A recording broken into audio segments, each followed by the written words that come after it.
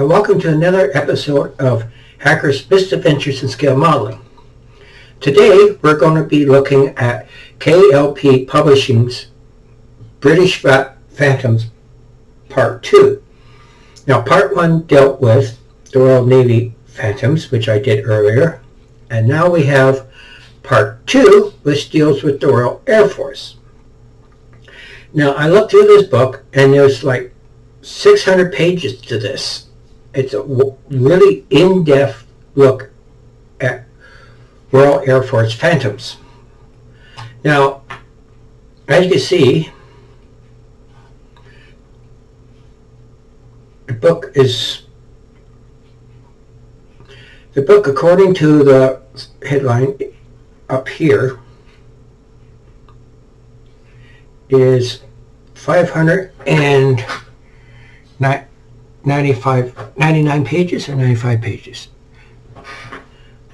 but roughly 600 pages long. Now we get the same foreword as we did in the previous book, and we get a little bit of talk about the Royal Air Force Phantoms.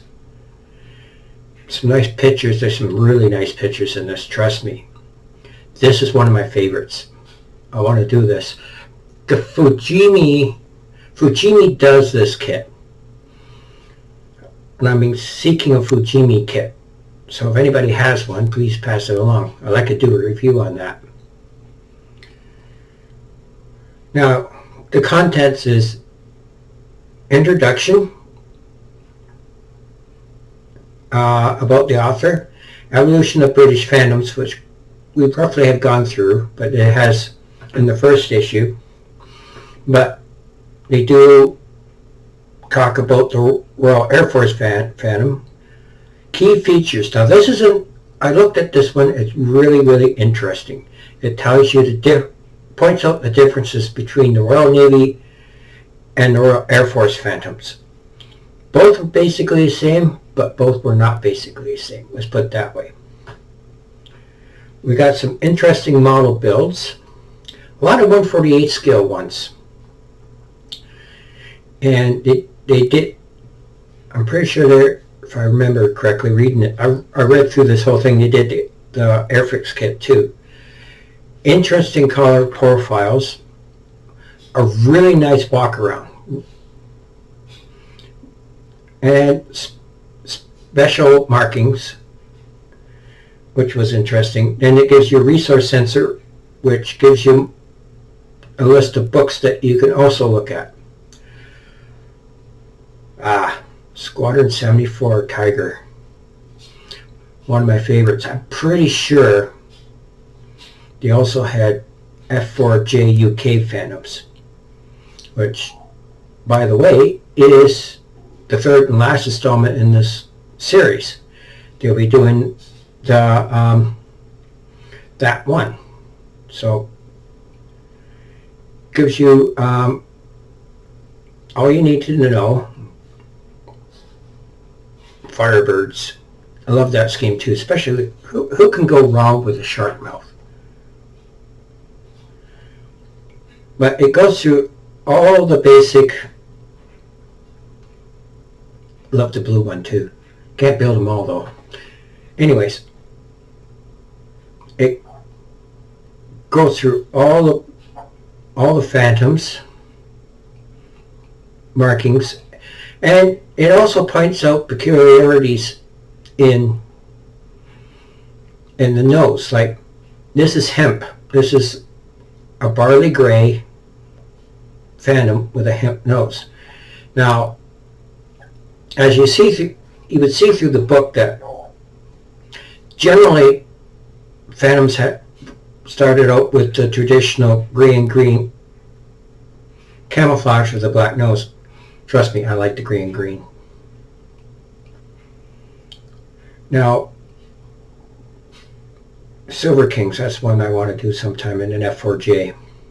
Anyways, it goes through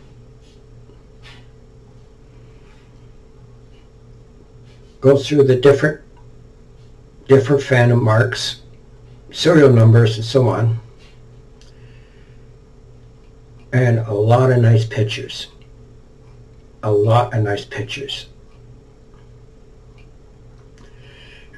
A lot about Royal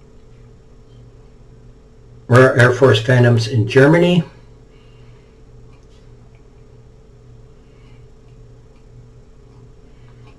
It's a very, very nice book. I enjoyed reading it. It was a long read, but I enjoyed reading it. Now I was just flipping through here. See, there's Alcock and Brown again. There was also another one from Raspberry Ripple. I think it was 25 years of Phantoms or something like that. But I like this one. Who could go wrong with that scheme? The gray Phantoms. They were using the pale blue, pale red rondelles on those. You know, like I said, it's a really, key features. Gives you a list who had what and who didn't have what.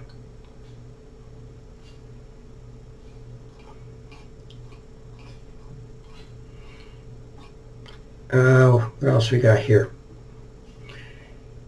Gives you the British standard for the camouflage. Now it says barley gray here. Barley's not gray. I think it's, if my memory serves me correct, it was named after the guy whose last name was Barley, who came up with the gray. Door 62, which is this thing here, which you got circled. It shows you the difference between, I think this one was a Royal Navy one, the door was here, or the Royal Air Force one, the door was up higher. It goes through, gives you lots of pictures of the various differences between different Phantoms. I love that gray scheme, gray and green. Now, I have to go back here. No, not that one. But there are some interesting, talk about antennas. Lots of different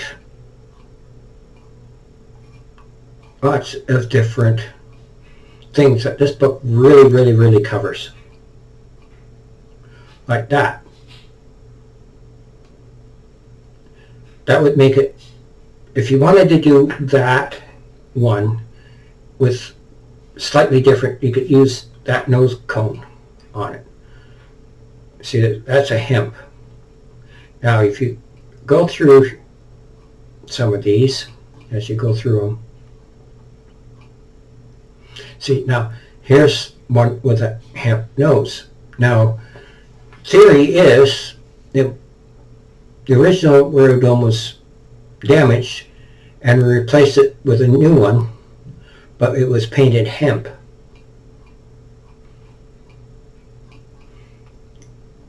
Right. This is a really excellent book. This one is, forget what tells you here what squadron it is. Number 92.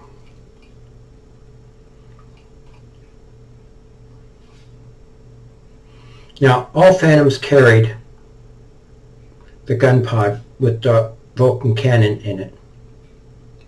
And it was painted black underneath. Now, there was two types from what I understand on this thing.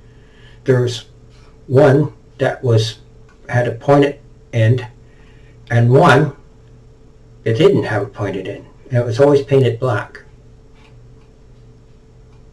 See, there's the flat end.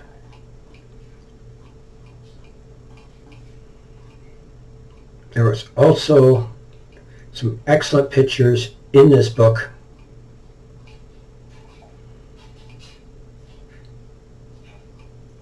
For damaged FODs, right?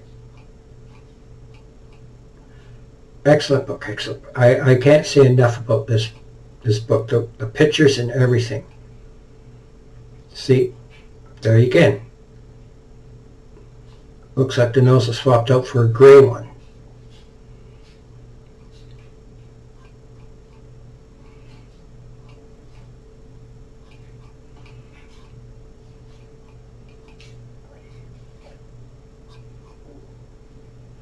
See, here we go again. That's a darker version of hemp, I think. Good picture to the ladders.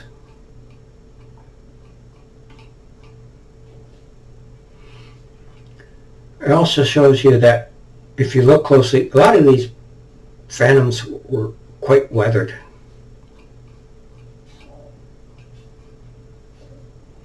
This is interesting. This one I didn't know about, and I don't know if there's any of these reconnaissance pods available. And you get travel pods. Well, everybody has travel pods.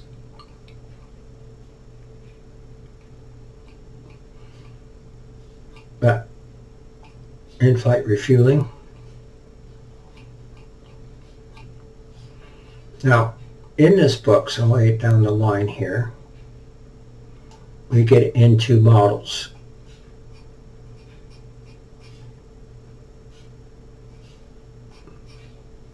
Go back a little bit, I went too far.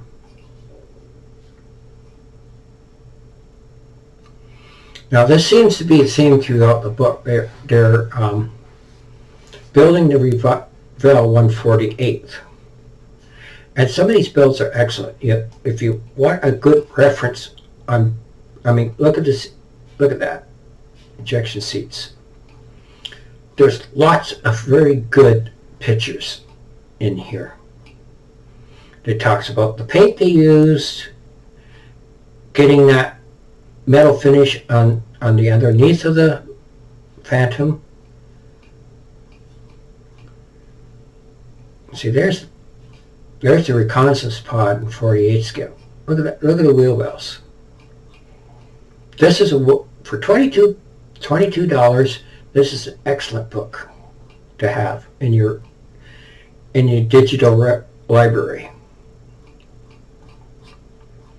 Now, they also built the Hasegawa kit. Now I can't remember if the Revell kit is a rebox of the Hasegawa kit, which probably wouldn't surprise me.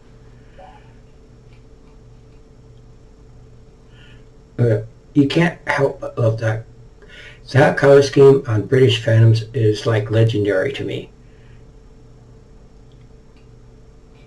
Reminds you of the old Spitfires that the RAF used to have. Like some of these are, see again, I'm pretty sure somebody in here did a Fujimi kit. I'm trying to see what other kits they had in here. I mean, it's 600 pages. Tells you all the things these guys did.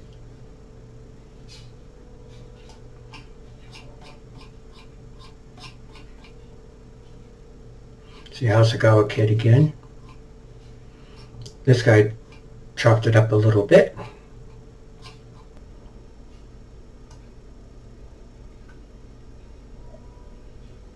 Oh, wait a minute, go back here. What kit are we building here? Another Hasegawa and Firebirds.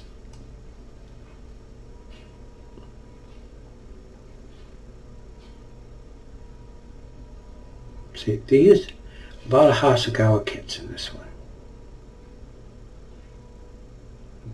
Trying to find, I remember seeing, oh, cock and brown. Hasegawa kit in 48 scale.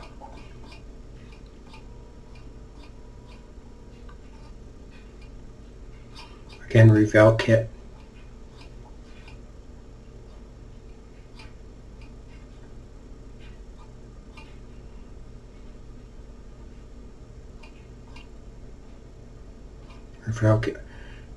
That shirt is sharp. Showed my son this picture and he asked me if I was going to do that one. I don't know. See, lots of Revell and Hasegawa. There's the Fujimi kit I was looking for. The for me, for the longest time, the Fujimi kit was the go-to model company for a British Phantom, either Royal Navy or Air Force, 72nd scale. See, now there's the Airfix kit. That's nicely done. That's the ones that were stationed in. He did the ones that were stationed in Falkland Islands. And there was 4 of those.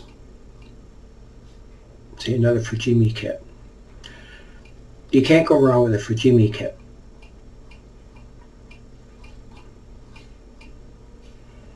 Now, color profiles, you got lots of color profiles to choose from, and all the markings.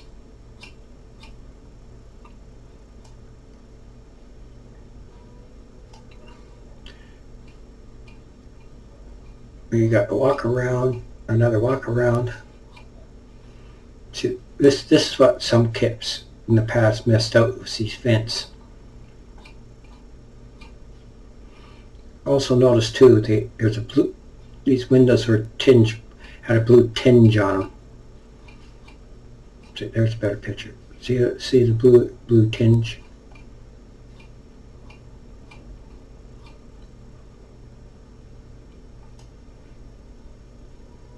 Right. I keep saying this is the go-to book. If you, I mean, look at extraordinary details they give you in this thing. This guy really did his homework and really did a lot of research for this book.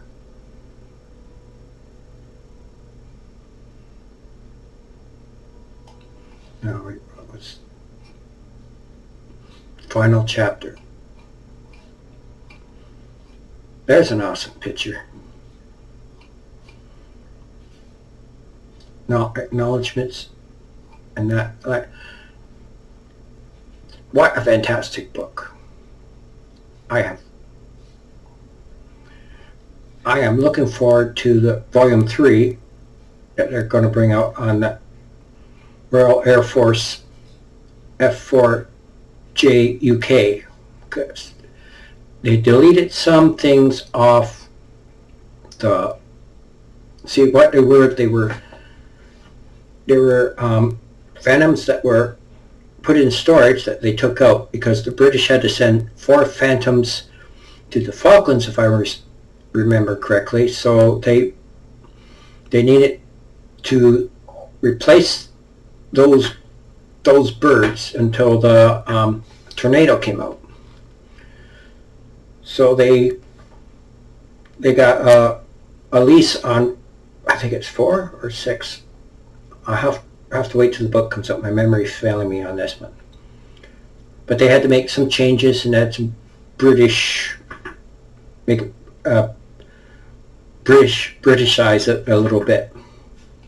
But they retained the J79 engines. So that one I will be looking forward to. And that, my friends, is that. That's the book